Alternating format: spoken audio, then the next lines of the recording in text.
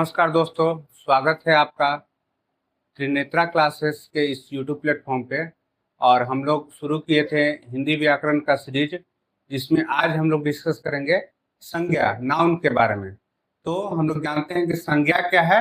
तो संज्ञा किसी व्यक्ति, वस्तु, स्थान, भाव, दशा, स्थिति के नाम का बोध कराता है, उसे संज्ञा कहते हैं। जैसे राहुल अच्छा लड़का है, तो राहुल क्या है, बता रहा है एक लड़का के बारे में कि लड़का का नाम क्या है, राहुल है। तो इसीलिए इंग्लिश में भी हम लोग कहते हैं noun is a naming word, ठीक है, जिससे किसी भी वस्तु, जाति, भाव का नाम का बोध हो। तो जो भी नाम का बोध करा रहा है वह क्या है, संज्ञा है। जो नाम का बोध करा रहा है वह क्या है, संज्ञा है।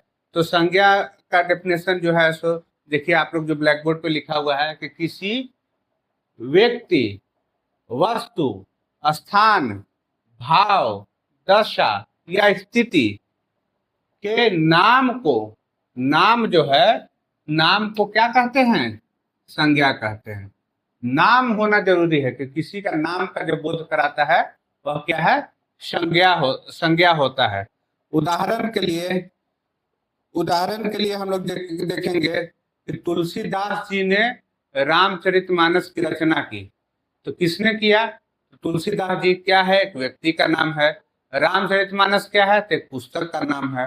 तो जो भी शब्द है इसमें वो क्या है, आपको करेगा। जैसे सचिन, पुस्तक, गंगा, नदी, अमीरी, प्रसन्नता, जवानी, ये सब क्या है, सब संज्ञा है। जो भी नाम का जिससे बोध हो रहा है उससे क्या कहते हैं, संज्ञा कहते हैं। तो संज्ञा के कितने भेद होते हैं, तो संज्ञा के भेद होते हैं 5। कितने भेद होते हैं, 5। कौन कौन होते हैं, तो पहला है आपको व्यक्तिवाचक संज्ञा, दूसरा है जातिवाचक संज्ञा, तीसरा है समूहवाचक संज्ञा, चौथा है द्रव्यवाचक संज्ञा, और पांचवा जो है सो क्या है, भाववाचक संज्ञा। क्या है, भाववाचक संज्ञा। संज्ञा को यही 5 होते हैं, ठीक है। और इसमें भेद होते हैं, यही 5 भेद होते हैं। तो इसमें जो पहला हम लोग डिस्कस करेंगे वह पहला क्या है, तो पहला है आपको व्यक्तिवाचक संज्ञा। पहला क्या है, व्यक्तिवाचक संज्ञा। तो व्यक्तिवाचक संज्ञा किसे कहते हैं, तो जो संज्ञा शब्द किसी विशेष व्यक्ति, यहाँ पर ध्यान दीजिए, किसी विशेष व्यक्ति, किसी विशेष व्यक्ति, किसी विशेष वस्तु, किसी विशेष प्राणी, किसी विशेष स्थान के नाम का बोध कराता है। यहाँ पे क्या है, विशेष, क्या है,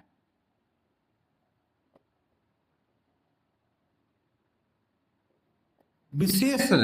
जैसे राहुल अच्छा लड़का है, तो बता रहा है कि कौन अच्छा लड़का है, तो राहुल अच्छा लड़का है। राहुल बता रहा है कि विशेष लड़का के बारे में, ठीक है। तो यही इसका उदाहरण है। व्यक्तिवाचक संज्ञा में क्या है कि,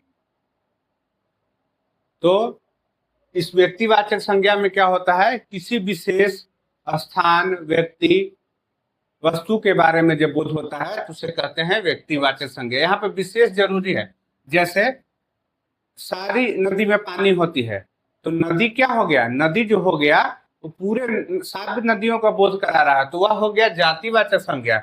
लेकिन जब हम गंगा कहेंगे कि गंगा भारत की सबसे बड़ी नदी है, तो गंगा एक कहने से एक पर्टिकुलर नदी का बोध हो रहा है, एक विशेष नदी का बोध हो रहा है, तो गंगा क्या हो गया, गंगा हो गया व्यक्तिवाचक संज्ञा। उसी तरह हाथी, हाथी कहने से क्या होता है, समस्त हाथी जाति का बोध होता है। लेकिन कहेंगे जब एरावत, एरावत कहने से क्या होता है कि एक विशेष हाथी का बोध होता है जो इंद्र का सवारी है। तो जो एरावत हो गया वह हो गया व्यक्तिवाचक संज्ञा, और हाथी कहने से क्या हो गया, आपको जातिवाचक संज्ञा हो गया। इसी तरह जो हम कहेंगे कि तुलसीदास ने रामचरितमानस की रचना की, तो बहुत सारे विद्वान पुस्तक लिखते हैं, लेकिन तुलसीदास कहने से एक पर्टिकुलर विद्वान का बोध हो रहा है, रामचरितमानस कहने से एक विशेष पुस्तक का बोध हो रहा है। तो तुलसीदास भी और रामचरितमानस दोनों क्या हो गया, दोनों आपके व्यक्तिवाचक संज्ञा हो गए। दोनों क्या हो गए, व्यक्तिवाचक संज्ञा। जैसे शहर हम लोग बोल रहे हैं, तो शहर कहने से क्या हो रहा है, सारे शहर का बोध हो जा रहा है। लेकिन हम किसी विशेष शहर का नाम ले रहे हैं, पटना, कि पटना जो है सो बिहार की राजधानी है। तो हमें पता चल रहा है कि पटना जो है सो क्या हो गया, पटना हो गया आपको व्यक्तिवाचक संज्ञा। इसी तरह भारत में 28 राज्य हैं, भारत में 28 राज्य हैं और हम बिहार राज्य में रहते हैं। तो बिहार राज्य जो हो गया, बिहार राज्य कहने से क्या है, एक पर्टिकुलर राज्य का बोध हो रहा है, एक विशेष राज्य का बोध हो रहा है। तो बिहार जो हो गया सो क्या हो गया, व्यक्तिवाचक संज्ञा। तो ऐसा कोई भी जो व्यक्ति है, वस्तु है, प्राणी है, जिससे विशेष एक का बोध हो रहा है, उसे क्या कहेंगे, व्यक्तिवाचक संज्ञा कहेंगे। उसे क्या कहेंगे, व्यक्तिवाचक संज्ञा। इसमें बहुत बच्चे कंफ्यूज जाते हैं कि व्यक्तिवाचक संज्ञा में केवल व्यक्ति का ही जिक्र करेंगे, वस्तु का जिक्र नहीं करेंगे। ऐसा नहीं होता है। व्यक्ति कहने का यहाँ मतलब है किसी विशेष से है। ऐसा नहीं कि केवल व्यक्ति का ही बोध होगा और नदी वगैरह का बोध इसमें नहीं होगा, नहीं। इसमें व्यक्ति का, प्राणी का, वस्तु का, स्थान का, सब का जो एक किसी एक विशेष का बोध होता है, उसे कहते हैं हम लोग व्यक्तिवाचक संज्ञा। और अगला हम लोग डिस्कस करते हैं जातिवाचक संज्ञा। जातिवाचक संज्ञा किसे कहते हैं, जो संज्ञा शब्द किसी प्राणी, वस्तु या स्थान की संपूर्ण जाति का बोध कराता है। इसको कहने से क्या हो जाता है, संपूर्ण जाति का बोध होता है, उसे हम लोग क्या कहते हैं, उसे हम लोग जातिवाचक संज्ञा कहते हैं। जैसे लड़की हो गया, पशु हो गया। पशु कहने से क्या है, सारे पशु का बोध हो जा रहा है, उसमें फिर विशेषता नहीं दिया जा रहा है कि कौन गाय है, भैंस है, ये सब नहीं है। जैसे पशु चारा खाता है, तो पशु जब हम लोग बोल दिए तो उसमें क्या हो रहा है, सारे का बोध होता है, पूरे पशु जाति का बोध हो गया। तो ऐसा संज्ञा शब्द जिसके कहने से किसी प्राणी, स्थान, व्यक्ति की संपूर्ण जाति का बोध हो, उसे क्या कहते हैं, जातिवाचक संज्ञा। जैसे आदमी भी क्या हो गया, एक जाति हो गया। अब किसी एक का हम लोग नाम ले लेंगे, जैसे महात्मा गांधी, ठीक है। तो महात्मा गांधी क्या हो गए, व्यक्तिवाचक संज्ञा हो गए। और एक आदमी हम लोग कह दिए, पशु कह दिए, फल कह दिए, नगर कह दिए, गांव कह दिए, उद्यान कह दिए, विद्यालय कह दिए। ये सब क्या हो गया, जातिवाचक संज्ञा है। जैसे विद्यालय है, तो विद्यालय जो है सो क्या है, जातिवाचक संज्ञा। लेकिन किसी एक विद्यालय का नाम हम लोग ले लेंगे, बाल विहार विद्यालय, तो बाल विहार विद्यालय क्या हो गया, बाल विहार विद्यालय व्यक्तिवाचक संज्ञा हो गया। उसी तरह से पर्वत जो हो गया, पर्वत करने से संपूर्ण पर्वत का बोध हो रहा है कि पर्वत ऊंचे होते हैं, ठीक है।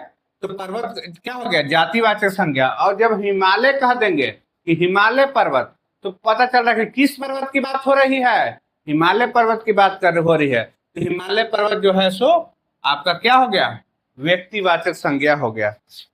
जातिवाचक संज्ञा तथा व्यक्तिवाचक संज्ञा में अंतर है कुछ कुछ। जैसे लड़का जो हो गया सो क्या हो गया, लड़का हो गया जातिवाचक संज्ञा। लेकिन किसी पर्टिकुलर लड़का का नाम ले लेंगे, जैसे सतीश, तो सतीश क्या हो जाएगा, व्यक्तिवाचक संज्ञा।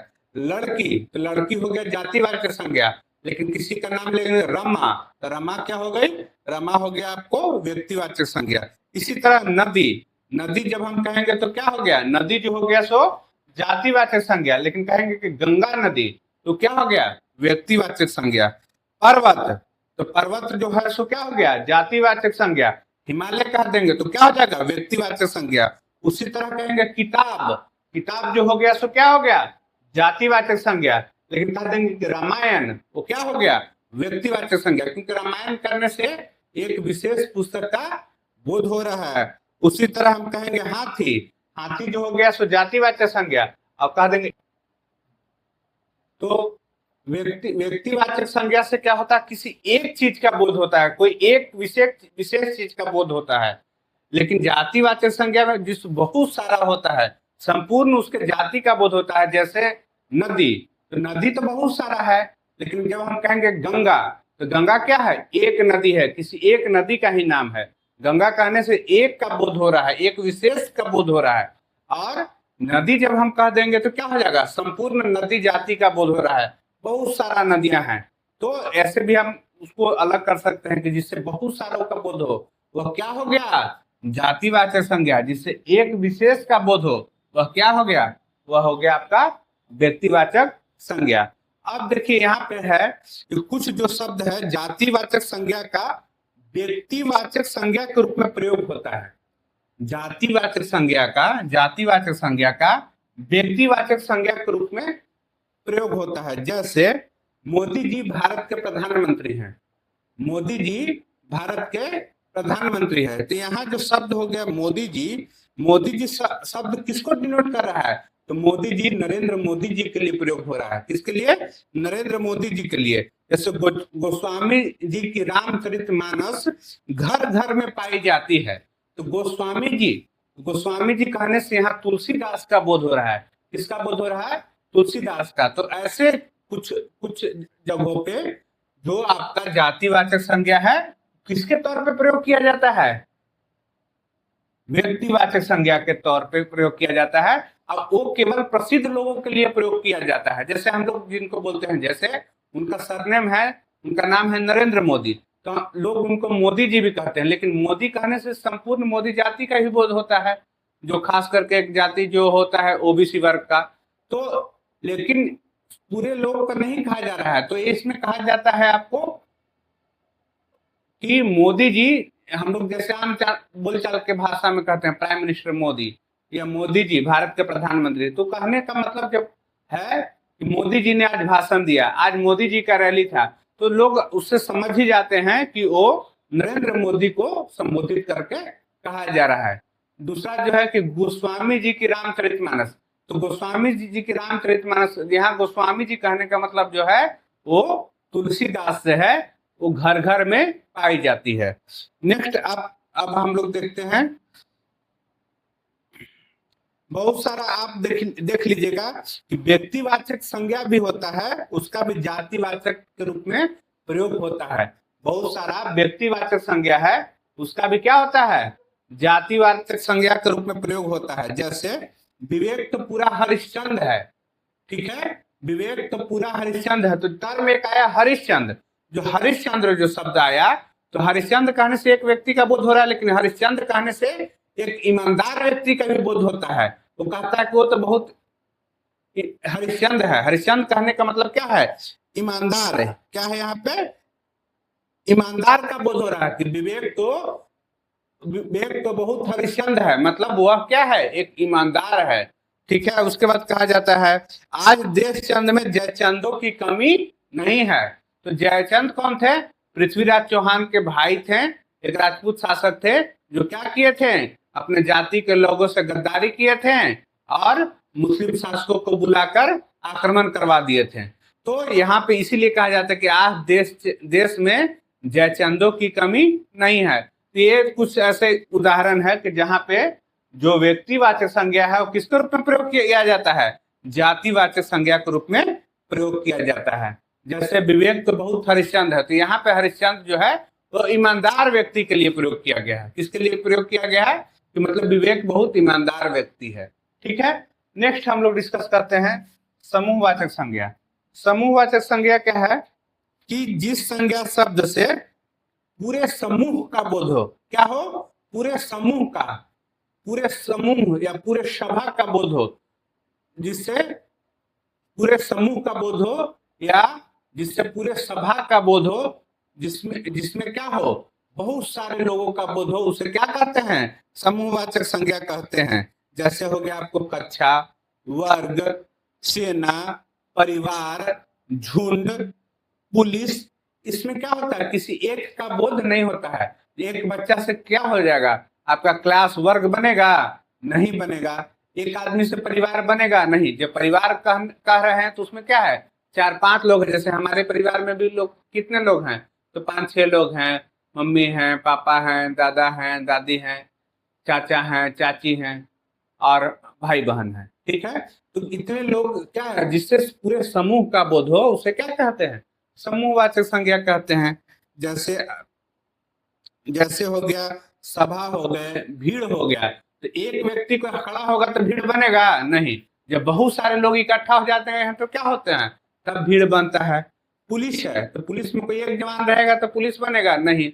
उसी तरह सेना है, तो जिससे क्या हो, संपूर्ण सभा का बोध हो, बहुत सारे लोगों का बोध हो, पूरे समूह का बोध हो, उसे क्या कहते हैं, समूहवाचक संज्ञा कहते हैं। अगला है द्रव्यवाचक संज्ञा। द्रव्यवाचक संज्ञा क्या कहते हैं, वह संज्ञा शब्द जिससे धातु या द्रव्य का बोध होता है, जिससे धातु या द्रव्य का बोध होता है उसे द्रव्यवाचक संज्ञा कहते हैं। जैसे सोना, चांदी, लोहा, तांबा, दूध, दही, तेल, चाय, पानी आदि, ये सब क्या है, आपको जो शब्द है वो द्रव्यवाचक संज्ञा कहते हैं। द्रव्यवाचक संज्ञा में क्या होगा, धातु का या द्रव्य का, जो मटेरियल जिसको कहते हैं, जो पदार्थ का बोध कराता है। या हम लोग इसको ऐसे भी कह सकते हैं कि ऐसा चीज जिसको नापा या तौला जा सके, जिसको हम लोग क्या कर सकते हैं, नाप सकते हैं, तौल सकते हैं, उसको क्या कहते हैं, द्रव्यवाचक संज्ञा कहते हैं। जिसमें क्या हो गया, सोना, चांदी, घी, दही, दूध, तांबा, लोहा, ये सब क्या हो गया, द्रव्यवाचक संज्ञा। तो यही द्रव्यवाचक संज्ञा है। और अंत में है आपका भाववाचक संज्ञा। तो भाववाचक संज्ञा किसे कहते हैं, तो जो संज्ञा शब्द जिससे किसी भाव, दशा, स्थिति, स्वभाव, गुण आदि अथवा विशेषता का बोध कराता है, वह संज्ञा शब्द जो किसी भाव, दशा, स्थिति या विशेषता का बोध कराता है, क्या, विशेषता का बोध कराता है, उसे क्या कहते हैं, उसे कहते हैं भाववाचक संज्ञा। उसे क्या कहते हैं, भाववाचक संज्ञा कहते हैं। जैसे घृणा, प्रेम, गरीबी, अमीरी, थकान, बचपन, गुण, साहस, धैर्य, वीरता, चतुराई, ये सब क्या है, भाववाचक संज्ञा है। क्या है, भाववाचक संज्ञा है। तो भाववाचक संज्ञा की रचना होती है बहुत सारे शब्दों से। उन शब्दों को हम लोग क्या करेंगे, डिस्कस करेंगे। तो फिर से हम लोग इसको जान जाइए कि संज्ञा क्या हो गया। तो संज्ञा किसी व्यक्ति, वस्तु, स्थान, भाव, दशा या स्थिति के नाम को संज्ञा कहते हैं। संज्ञा के कितने भेद होते हैं, तो संज्ञा के 5 भेद होते हैं। जिसमें कौन कौन होता है, व्यक्तिवाचक संज्ञा, जातिवाचक संज्ञा, समूहवाचक संज्ञा, द्रव्यवाचक संज्ञा और भाववाचक संज्ञा। तो व्यक्तिवाचक संज्ञा कहते हैं वह संज्ञा शब्द जिससे किसी विशेष जाति, व्यक्ति, वस्तु का बोध होता है, उसे व्यक्तिवाचक संज्ञा कहते हैं। जातिवाचक संज्ञा उसे कहते हैं कि वह संज्ञा शब्द जिससे किसी स्थान, वस्तु के संपूर्ण जाति का बोध होता है, जिससे बहुत सारों का बोध होता है। संपूर्ण जाति मतलब बहुत सारों का बोध होता है, वह क्या हो गया, वो आपको जातिवाचक संज्ञा हो गया। समूहवाचक, जिसके ऐसा संज्ञा शब्द जिससे पूरे समूह का बोध हो, जैसे सभा हो गया, भीड़ हो गया, पुलिस हो गया, मेला हो गया। एक आदमी जाएगा तो मेला लगेगा नहीं, बहुत सारे लोग जाते हैं तो क्या होता है, मेला लगता है। तो क्या हो जाए, समूहवाचक संज्ञा। द्रव्यवाचक संज्ञा जिससे किसी धातु का, द्रव्य का या जिसे क्या किया सकते हैं, नापा तोला जा सके, उस उनके नाम का बोध हो, उसे क्या कहते हैं, द्रव्यवाचक संज्ञा। जैसे सोना, चांदी, लोहा, तांबा, घी, दूध, दही इत्यादि। और भाववाचक संज्ञा वह संज्ञा शब्द जिससे भाव, दशा, स्थिति, विशेषता का बोध हो, उसे क्या कहते हैं, भाववाचक संज्ञा कहते हैं। जैसे हो गया आपको पीड़ा हो गया, प्रेम हो गया, घृणा हो गया, ईर्ष्या हो गया, क्रोध हो गया, ये सब क्या है, किसके उदाहरण है, भाववाचक संज्ञा का। अमीरी, गरीबी, बीमारी, ये सब क्या है, भाववाचक संज्ञा है। तो अब इसका हम लोग आगे पढ़ेंगे कि क्या क्या चीज इसमें भाववाचक संज्ञा कैसे कैसे किन शब्दों से बनता है। तो भाववाचक संज्ञा, तो हम लोग देखे थे कि भाववाचक संज्ञा में जो शब्द है उसका निर्माण कैसे हो रहा है। तो भाववाचक संज्ञा में शब्दों का निर्माण 5 प्रकार से होता है। कितने प्रकार से, 5 प्रकार से। पहला है जातिवाचक संज्ञा से, दूसरा है सर्वनाम से, तीसरा है विशेषण से, चौथा है आपका क्रिया से और पांचवा है अव्यय से। तो पहला हम लोग देखते हैं, इसी के आधार पर बाकी सब हम लोग डिस्कस कर लेंगे कि कैसे कैसे शब्द बनता है और सब में तो आप समझ जाएंगे। तो पहला जो है कि आप जातिवाचक संज्ञा से कैसे भाववाचक संज्ञा शब्द बनाएंगे। तो पहला है आपको जातिवाचक, पहला जो है आपको जातिवाचक संज्ञा से कैसे भाववाचक बनाएंगे। तो जातिवाचक संज्ञा से भाववाचक बनाने के लिए तो त्व प्रत्यय लगा के, प्रत्यय जो बाद में लगता है, और उपसर्ग कैसे शब्द होते हैं जो किसी शब्द के पहले लगे, तो प्रत्यय जैसे बाद में, जैसे बंधु, बंधु क्या हो गया, जातिवाचक संज्ञा हो गया, मतलब बंधु मतलब भाई, बंधु, तो बंधु से क्या हो गया, बंधुत्व मतलब भाईचारा, ठीक है। प्रभु, प्रभु क्या हो गया, भाववाचक संज्ञा प्रभुत्व। देव, देव का होता है देवत्व। नर, नरत्व। पशु, पशुत्व। शिशु, शिशुत्व। मनुष्य, मनुष्यत्व। स्त्री, स्त्रीत्व। क्षत्रिय, क्षत्रित्व। हिंदू, बहुत ज़्यादा शब्द यूज होता है, हिंदुत्व। भ्राता, भ्रातृत्व। और नेता, नेतृत्व, ठीक है। जो ये क्या हो गया, लीडर हो गया, और ये क्या हो गया, नेतृत्व हो गया, लीडरशिप। इसी तरह ता प्रत्यय लगा के बहुत सारे जातिवाचक संज्ञा से हम लोग किसमें बदलेंगे, भाववाचक संज्ञा में। जैसे प्रभु, प्रभुता। सजन, सजनता। मित्र, मित्रता। शत्रु, शत्रुता। दानव, दानवता। मूर्ख, मूर्खता। दास, दासता। पशु, पशुता। मानव, मानवता। गुरु, गुरुता। इस तरह बहुत सारे शब्द हैं। यहाँ तो मैं इतना 500 लिख दिया हूँ ताकि आप लोग, बच्चे जो देख रहे हैं वो क्या होता है, जो बेसिक जो के लिए जो देख रहे हैं उनका बेसिक क्लियर हो जाए कि इस तरह से आप भाववाचक संज्ञा क्या होता है, बनता है। उसी तरह ई जोड़ के भी प्रत्यय जोड़ के बनाते हैं, जैसे चोर से चोरी, मजदूर, मजदूरी। जवान से जवानी। उसी तरह पन लगा के भी जोड़ते हैं, जैसे बच्चा, बचपन, ठीक है। उसी तरह आपा लगा के बुढ़ापा। इयत लगा के इंसान से क्या होता है, इंसानियत। हैवान से हैवानियत। और इसी तरह शब्द का क्या होता है, निर्माण होता है। सर्वनाम से भी बहुत सारे शब्द का निर्माण होता है, जैसे निज, निज से क्या होता है, निजता। मम से ममता। पराया से परायापन। सर्व से सर्वस्व, सर्वस्व क्या हो गया, भाववाचक संज्ञा है। इसी तरह आपको विशेषण से भी बहुत सारा, विशेषण से भी क्या होता है, भाववाचक संज्ञा का निर्माण होता है। जैसे योग्य, योग्य से योग्यता। अनेक से अनेकता। सफल से सफलता। सरल से सरलता। स्वतंत्र से स्वतंत्रता। इसी तरह बहुत सारा भाववाचक संज्ञा का क्या होता है, दुर्बल से दुर्बलता। कठोर से कठोरता। महान से महानता। तो ता प्रत्यय जोड़ के बहुत सारे शब्दों का विशेषण में जुड़ता है, और भाववाचक संज्ञा में क्या हो जाता है, कन्वर्ट हो जाता है। इसी तरह आई प्रत्यय लगा के, जैसे कठिन, कठिनाई। गहरा, गहराई। अच्छा, अच्छाई। बुरा, बुराई। भला, भलाई। चतुर, चतुराई। तो इसी तरह से बहुत सारा जो है विशेषण से किस में कन्वर्ट होगा, भाववाचक संज्ञा में क्या हो जाएगा, कन्वर्ट हो जाएगा। इसी तरह ई जोड़ के भी, जैसे अमीर, अमीरी। गरीब, गरीबी। उदास, उदासी। सफ़ेद, सफ़ेदी। बेकार, बेकारी। तो बेकार क्या हो गया, बेकार हो गया विशेषण, और बेकारी जो हो गया वो क्या हो गया, भाववाचक संज्ञा। तो विशेषण से भाववाचक संज्ञा बहुत सारा चीज, जैसे गर्म, गर्मी। सर्द, सर्दी। कंजूस, कंजूसी। चालाक, चालाकी। तो इस तरह से क्या होता है, विशेषण किसमें चेंज होता है, आपको भाववाचक संज्ञा में। जैसे काला, कालिमा। अरुण, अरुणिमा। मधुर, मधुरिमा। इस तरह से इमा जोड़ के भी, लाल, लालिमा।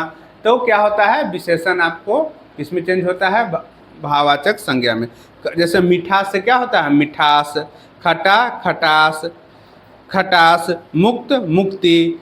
हिंसक, हिंसा।